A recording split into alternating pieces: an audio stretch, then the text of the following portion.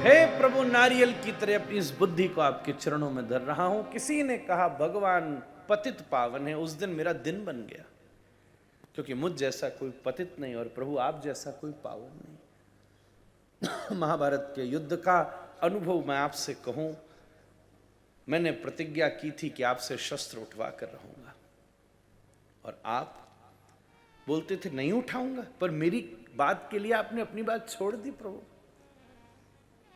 आज युद्ध के मैदान पर जब भीष्म उतरे थे तो अर्जुन भी हतप्रभ हो गया। आग्नेय पार्जन्य महेंद्र वायव्यों की वर्षा हो जाती थी, सामने खड़े अर्जुन के तीर चुभ रहे थे, पर आश्चर्य की बात यह थी कि भीष्म तीर अर्जुन को मार रहे थे पर देख कृष्ण की तरफ रहे थे। जब श्वास खिंचती थी तो भगवान का आवाहन होता था, जब तीर सामने उठा करके प्रत्यंचा को खींचते थे तो हाथ के इशारे से मानो गोपाल से कहते हो प्रभु चले आओ। आवाहन ही परमात्मा को बुलाता है, और तीरों की वर्षा हो ही जाती थी। हतप्रभ हुए अर्जुन की खाल से खाल पलट गई, और जब बेहोश होने लगा अर्जुन, भीष्म बोले प्रभु अभी भी नहीं आते। कोई बात नहीं, उसी समय ब्रह्मास्त्र का आवाहन करने लगे। इस दुनिया में ब्रह्मास्त्र क्या है? वैसे तो अस्त्र का नाम है, पर अगर आध्यात्मिक दृष्टि से देखा जाए तो ब्रह्म का सबसे बड़ा अस्त्र भक्ति है। वो भक्ति आपके अभिमान का छेदन कर देती है, वो भक्ति आपके अहंकार को निवृत्त कर देती है, वो भक्ति आपके काम क्रोध लोभ मोह मद मात्सर्य को छिद्र करके उन सबको विरक्त कर देती है। जब तीर लगता है तो शरीर से रक्त निकल जाता है, और जब मन से अनुरक्ति चली जाती है तो जीव विरक्त हो जाता है। ब्रह्मास्त्र का आवाहन किया, श्याम सुंदर समझ गए कि आज तो इसको बचाना कठिन है। युद्ध के मैदान पर रथ से कूद करके कृष्ण खड़े हो गए। देखा क्या देख लूं, आसपास में एक टूटा हुआ पहिया पड़ा था, उस टूटे हुए पहिए को उठा लिया। सुदर्शन का आवेश आ गया, हुंकार भरते हुए कृष्ण दौड़े चले जाते थे। सामने भीष्म ने फेंक दिया अपना धनुष, उतार दिया अपना मुकुट, खोल दिया अपना कवच, और हाथ बढ़ा के कहते आओ चाणक, चले आओ इस मिलन के लिए तो मैं कब से तड़प रहा था।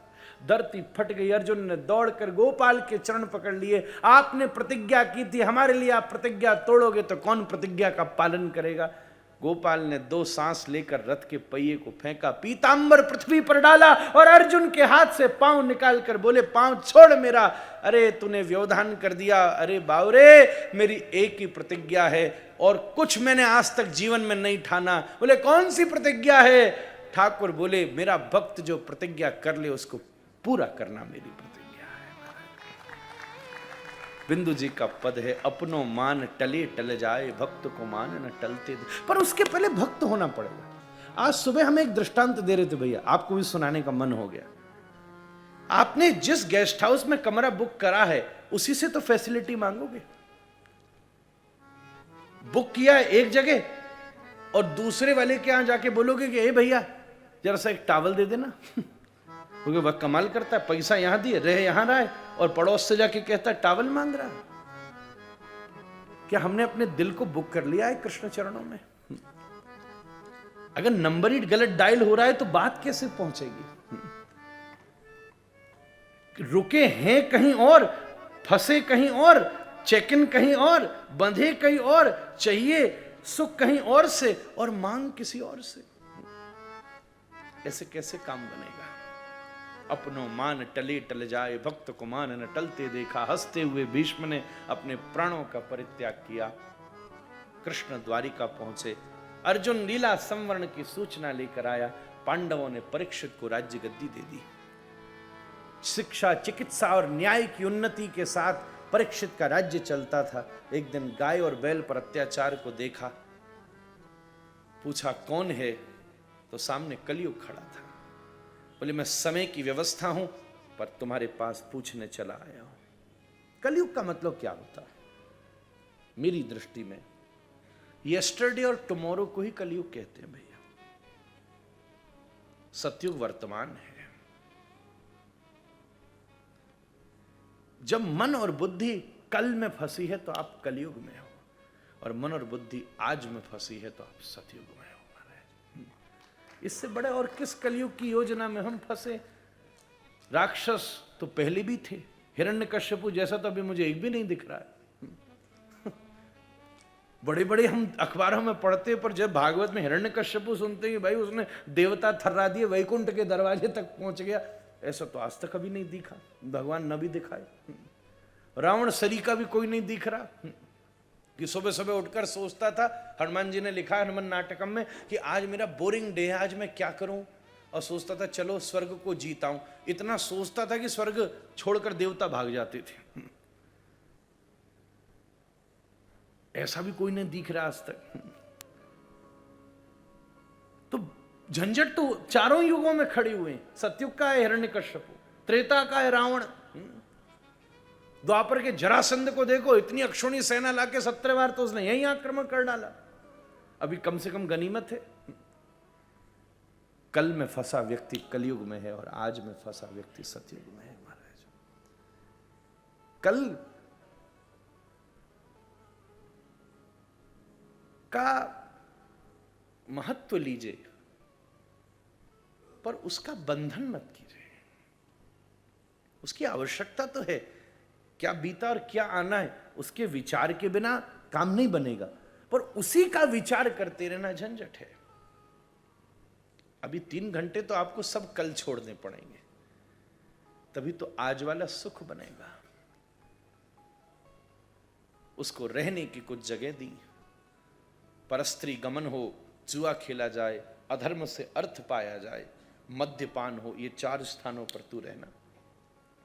उसने कहा कोई बात नहीं, मैं 4 ही जगह रह लूंगा, पर इन 4 जगहों को इतना बढ़ा दूंगा, घर घर में, कोने कोने में, मोहल्ले मोहल्ले में, शहर शहर में।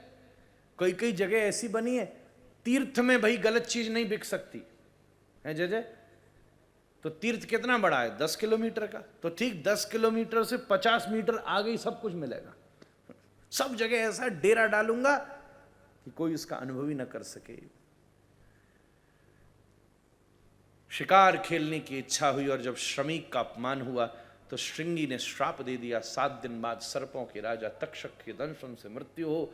परीक्षित को जब खबर मिली, किसी भी सिचुएशन को देखने के 2 तरीके हैं, इधर you take it as a समस्या और एज अ तपस्या। मैं इस समय समस्या में हूं, इसका मतलब आप चिंता में हो, और इस समय मैं तपस्या में हूं, इसका मतलब आप चिंतन में हो। हर व्यवस्था उसके हिसाब से चलती है। परीक्षित ने कहा बड़ी कृपा कर दी गुरुजी ने, मैं तो वैसे ही कल मर जाता, मेरा क्या पता, पर ये बात तो पक्की है ना, 7 दिन मुझे कोई नहीं मार सकता। अब 7 दिन के लिए मैं अमर हूं, 7 दिन बाद मरूंगा ये निश्चित है। तो ये निश्चित भी तभी तक है जब तक 7 दिन में अमर हूं। ये होना कठिन है। There are 2 ways of taking it. एक जना बोले मैं 7 दिन बाद मरने वाला हूं, वो तो वैसे ही ना पता कब मरने वाला है। पर परीक्षित ने यह नहीं देखा कि मैं 7 दिन बाद मरने वाला हूं, परीक्षित ने यह देखा कि मैं 7 दिन जिंदा रहने वाला हूं। इसलिए अब 7 दिन जब जिंदा रहने वाला हूं तो ऐसा क्या क्या कर लूं जो मेरी जिंदगी को पूरा कर दे, जो केवल इधर की नहीं, जिधर जाना है उधर की भी कमाई करा दे, जहां पहुंचना है वहां का भी दे दे। एक गांव में एक प्रथा थी भैया, 1 साल के लिए कोई भी राजा बनो और 1 साल के बाद उसको एक समुद्र के बीच टापू में छोड़ा जाएगा जहां कुछ भी नहीं, बंजर, और वहां वो सड़कर मरेगा। गांव में एक महात्मा आया, महात्मा का यश बढ़ा तो ईर्ष्या भी बढ़ी। लोगों ने सोचा इससे छुटकारा कैसे मिले, बोले इसी को राजा बना दो, 1 साल बाद फेंक आएंगे, छुट्टी। और भोगी राजा बनते थे, आज योगी राजा बना था। इसलिए उसने सबसे पहला काम ही किया, उस टापू को डेवलप कर दिया। वो बड़ी बड़ी फसल लगा दी, आश्रम बना दी, गौशाला बना दी, चकाचक बोट शुरू करा दी आने जाने की, पुल का निर्माण शुरू करा दिया। और प्रथा के अनुसार जब 1 वर्ष बाद उसको वहां फेंका गया तो और मजे से रहता था वो। अब तो यहां सब कुछ साधन है, आपके पास भी एक परमार्थ का टापू है। और इस जीवन के 100 वर्ष में आपको दोनों टापुओं को संवारना है। यही मनुष्य से आशा रखी जा सकती है। यही धर्म, अर्थ, काम और मोक्ष का संतुलन है हमारे जीवन में। परीक्षित गंगा के किनारे पहुंचा। बड़ी सभा लगी थी, 7 दिन में मुक्ति मिल सकती है। सबने हाथ पर हाथ धर दिए, असंभव है। उसी समय सामने से कुछ कोलाहल सुनाई दिया। पराशर ने कोनी मारी, व्यास तुम्हारे पुत्र चले आ रहे हैं, 110 वर्षीय परमहंस शिरोमणि। सब खड़े हो गए। किसी की जटाएं बड़ी हुई थी, उसको पामड़ी की तरह नीचे बिछा दिया। कोई दाढ़ी से रास्ता बुहारने लगा। योगी ने योग, याज्ञिकों ने यज्ञ चढ़ा दिए। सिंहासन पर जाके 110 वर्षीय सुखदेव जी बैठ गए। गुरुदेव, 7 दिन में मुक्ति मिल सकती है। सुखदेव जी ने कहा, तुझे सर्प ने काट लिया होता, तेरा वात कफ पित्त विकृत विचूर्णित हो गया होता, तेरी आंखें पथरा गई होती, तेरा शरीर नीला पड़ गया होता, तेरी अंतिम श्वास निकलने वाली होती, तो भी मैं चुटकी बजा के मुक्ति दे देता। अब तो 7 दिन का समय है, क्या दोगे फिर? बोले मुक्ति की भी स्वामिनी। बोले उसका नाम क्या है? भक्ति। बोले दोनों में फर्क क्या है? बोले तू उसके दरवाजे पर खड़ा हो जा, ये मुक्ति है, वो तेरे दरवाजे पर खड़ा हो जा, ये भक्ति है। अब तू चुनाव कर, तुझे क्या चाहिए? प्रहलाद को किसी के दरवाजे पर नहीं जाना पड़ता, नरसिंह खंबा फाड़ के प्रकट हो जाता। वहीं पहुंच, शबरी को किसी के द्वार पर न जाना पड़ा, रघुनाथ चलते शबरी के द्वार पर पहुंच गए। शरणागत होकर परीक्षित बैठ गया। सुखदेव जी ने जीवन के अंतिम समय पर क्या क्या साधना करनी चाहिए उसके प्रसंग का वर्णन किया, जिसको मैं अच्छे से करना चाहता हूं। आगे बढ़ सकता हूं, पर अभी कहूंगा तो 1-8 मिनट में पूर्ति करनी होगी। पर कल के प्रसंग को उसी विषय से विस्तार करते हुए विषय को आगे बढ़ावेंगे।